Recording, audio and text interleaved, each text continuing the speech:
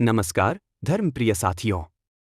आज हम आपको ले चलेंगे भारत के एक ऐसे मंदिर की ओर जो न सिर्फ आस्था का केंद्र है बल्कि रहस्य, परंपरा और तपस्या का प्रतीक भी है।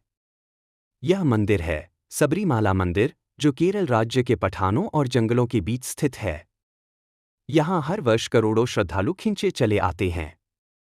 लेकिन इस मंदिर की सबसे रहस्यमय बात यह है कि यहाँ 10 से 50 वर्ष की आयु की स्त्रियों को प्रवेश नहीं दिया जाता। क्यों? क्या इसके पीछे सिर्फ धार्मिक कारण हैं या कोई गूढ़ रहस्य भी छुपा है? आज हम जानेंगे इस मंदिर से जुड़े उन सभी रहस्यों को जो इसे विश्व के सबसे विचित्र और चमत्कारी मंदिरों में से एक बनाते हैं। भगवान अयप्पा कौन है? सबरीमाला मंदिर भगवान अयप्पा को समर्पित है। आपने शिव जी और विष्णु जी के कई रूपों के बारे में सुना होगा, पर क्या आपने कभी सोचा है कि इन दोनों देवताओं का एक संतान स्वरूप भी हो सकता है? किंवदंती के अनुसार भगवान अयप्पा का जन्म भगवान शिव और भगवान विष्णु के स्त्री अवतार मोहिनी के संयोग से हुआ था। इस अलौकिक संतान को हरिहर पुत्र कहा गया। हरि यानी विष्णु और हर यानी शिव। भगवान अयप्पा को वीरता, ब्रह्मचर्य और तपस्या का प्रतीक माना जाता है। उनका बचपन राजमहल में बीता, लेकिन जैसे जैसे वे बड़े हुए उन्होंने कठिन तपस्या, न्याय और सेवा का मार्ग चुना। सबरीमाला मंदिर का स्थान और महत्व। सबरीमाला मंदिर केरल के पठानमथिट्टा जिले के घने जंगलों के बीच स्थित है। यह मंदिर पश्चिमी घाट की पर्वत श्रृंखलाओं में लगभग 468 मीटर की ऊंचाई पर स्थित है। यहां पहुंचने के लिए श्रद्धालु लगभग 40 किलोमीटर का कठिन और घना जंगल पार करते हैं। इस यात्रा में कोई विलास नहीं होता, कोई साधारण सहूलियत नहीं होती, सिर्फ आस्था होती है और तप। मंदिर की यात्रा और 41 दिन का व्रत। सबरीमाला की यात्रा कोई सामान्य यात्रा नहीं है। यह एक आध्यात्मिक अनुष्ठान है जिसे मंडल कालम कहा जाता है। श्रद्धालु 41 दिनों तक नित्य ब्रह्मचर्य, शुद्ध आहार, सादा वस्त्र और सत्य जीवन का पालन करते हैं। इन व्रतधारियों को स्वामी कहा जाता है। वे काले वस्त्र पहनते हैं, जूते नहीं पहनते और हर दिन सुबह शाम प्रार्थना करते हैं। वे किसी भी प्रकार के भोग से दूर रहते हैं, जैसे कि मांसाहार, शराब, कामवासना, झूठ और क्रोध। यह सब इसलिए किया जाता है ताकि व्यक्ति अपनी इच्छाओं पर नियंत्रण पा सके और शारीरिक, मानसिक और आत्मिक रूप से शुद्ध होकर भगवान अयप्पा के दर्शन कर सके। 18 पवित्र सीढ़ियां, पथिनेट्टमपदी का रहस्य। सबरीमाला मंदिर में प्रवेश करने से पहले श्रद्धालुओं को 18 पवित्र सीढ़ियां चढ़नी पड़ती हैं, जिन्हें पथिनेट्टमपदी कहा जाता है। इन सीढ़ियों का भी आध्यात्मिक अर्थ है।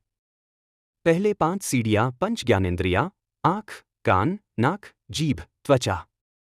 अगली 5 पंचकर्मेंद्रियां, हाथ, पैर, मुंह, मलद्वार, जननेंद्रिय। अगले 3 गुणत्रय, सत्व, रज, तम।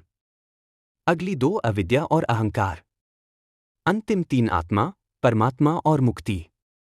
जब कोई श्रद्धालु इन सीढ़ियों को पार करता है तो इसका अर्थ होता है कि उसने अपने भीतर की सभी इच्छाओं, विकारों और भ्रमों को पार कर लिया है।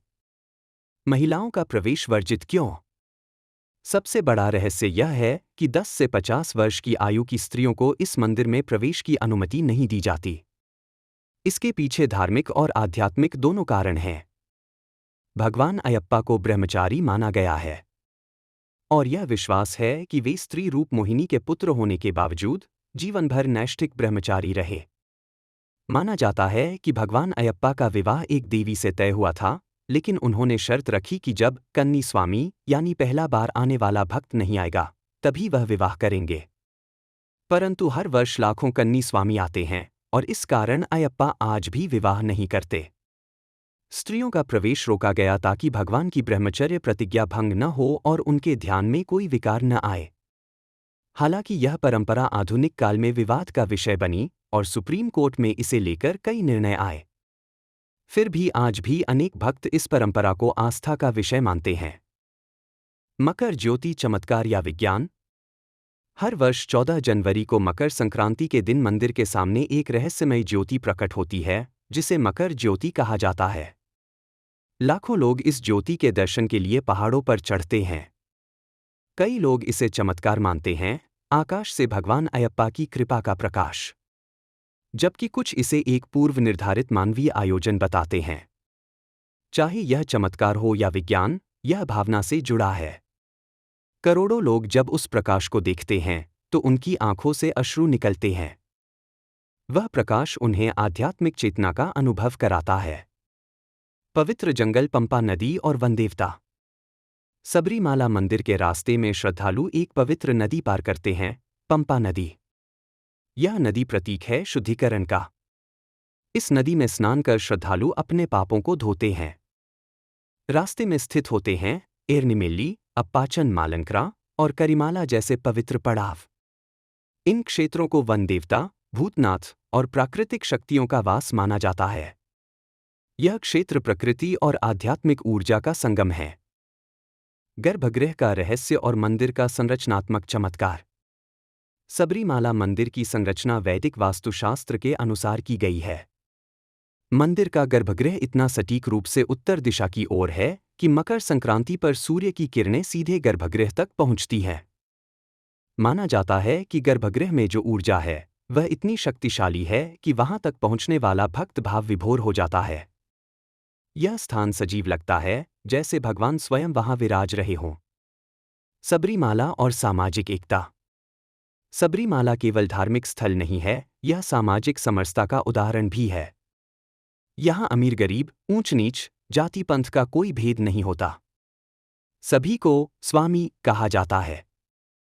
भक्त एक समान वस्त्र पहनते हैं, एक समान भोजन करते हैं, एक समान नियमों का पालन करते हैं। यह एक ऐसा अनुभव है जो अहंकार, मतभेद और भेदभाव को मिटाकर केवल ईश्वर के प्रति समर्पण सिखाता है। आधुनिक विवाद और श्रद्धा की विजय। हाल के वर्षों में सबरीमाला में महिलाओं के प्रवेश को लेकर कई विवाद हुए।